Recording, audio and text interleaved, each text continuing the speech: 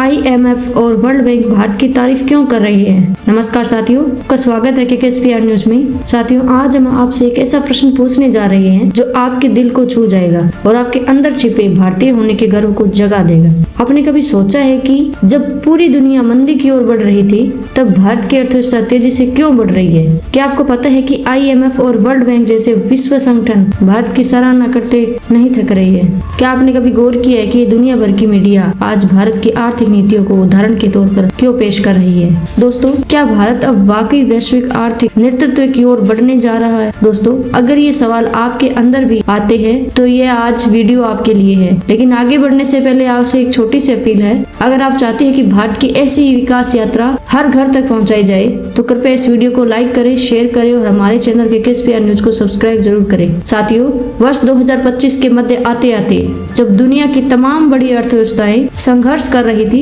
कहीं ब्याज की दरें बढ़ रही है, कहीं महंगाई चरम पर है, कहीं बेरोजगारी रिकॉर्ड तोड़ रही है, तब भारत की अर्थव्यवस्था उभर रही है, जिससे वैश्विक संस्थाएं भी उसको सलाम कर रही है। अंतर्राष्ट्रीय मुद्रा कोष यानी IMF की रिपोर्ट के अनुसार 2025 में भारत की GDP ग्रोथ दर लगभग 6.8% रहने की उम्मीद है, जो कि दुनिया में सबसे तेजी से बढ़ने वाली अर्थव्यवस्था में से नंबर 1 पर रखता है। वर्ल्ड बैंक ने भी अपनी रिपोर्ट में भारत की आर्थिक स्थिरता और विकास के लिए सरकार की रणनीतियों को रोल मॉडल बनाया है। लेकिन ऐसा अचानक नहीं हुआ साथियों, इसके पीछे है वर्षों की दूरदर्शिता, साहस, आर्थिक सुधार और आत्मनिर्भर भारत की एक मजबूत नींव। सरकार के पिछले एक दशक में जो आर्थिक नीतियां लाई गई, जैसे GST, वस्तु और सेवा कर, Jan Dhan Yojana, digital India, make in India, startup India, इन सब ने भारत की आर्थिक जड़ें इतनी मजबूत कर दी कि कोविड-19 और रूस यूक्रेन युद्ध जैसे वैश्विक संकटों में भी भारत का वित्तीय ढांचा डगमगाया नहीं, बल्कि और सशक्त होता गया।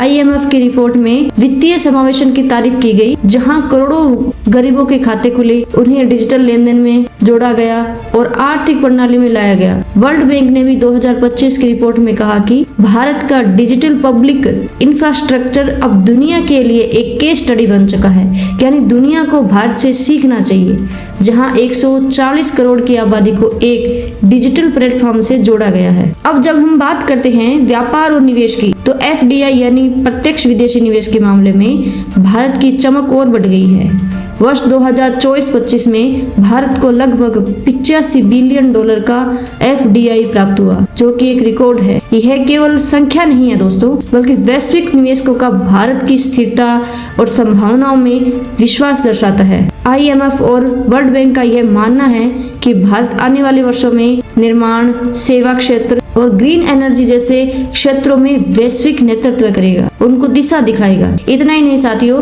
भारत की नीतियों ने गरीबी उन्मूलन में भी बड़ा योगदान दिया। वर्ल्ड बैंक की एक रिपोर्ट के अनुसार वर्ष 2011 से लेकर 2023 के बीच भारत ने लगभग 41 करोड़ लोगों को गरीबी से बाहर निकाला है।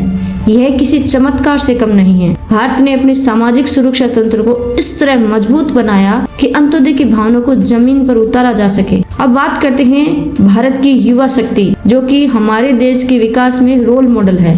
IMF की रिपोर्ट मानती है कि भारत का युवा जनसंख्या ही उसकी सबसे बड़ी ताकत है। वर्ष 2025 में भारत की औसत आयु 29 वर्ष है और यही युवा शक्ति आने वाले वर्षों में भारत को वैश्विक आर्थिक सुपर पावर बना सकती है। यही कारण है कि भारत में स्किल इंडिया, डिजिटल इंडिया जैसे कार्यक्रमों को प्राथमिकता दी जा रही है।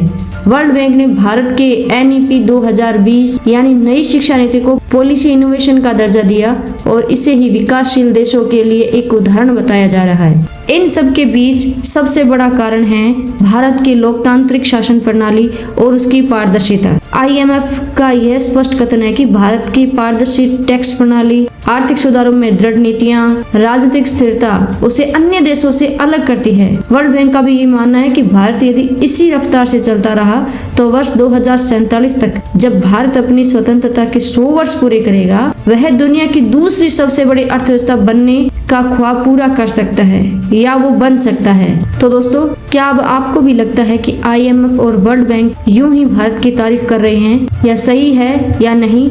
यह तारीफ उस संघर्ष, समर्पण और दूरदृष्टि का परिणाम है जो पिछले कुछ वर्षों में भारत ने कर दिखाया है। यह गर्व की बात है कि दुनिया के सबसे बड़े मंचों पर अब भारत की नीतियां उदाहरण बन चुकी है, उसकी उपलब्धियां सुर्खियां बन रही है और उसकी राह पर चलने के लिए अन्य देश भी प्रेरणा ले रहे हैं। अगर आप चाहते हैं कि भारत की यह विकास यात्रा ऐसे ही जारी रहे और पूरी दुनिया भारत को उसकी असली शक्ति के रूप में पहचाने, तो एक बार फिर से निवेदन है कि इस वीडियो को लाइक करें, शेयर करें और हमारे चैनल KKSPR न्यूज को जरूर सब्सक्राइब कर लीजिए, क्योंकि यह सिर्फ चैनल और समाचार नहीं है, भारत की बुलंद आवाज है। जय हिंद, जय भारत, जय श्री राम।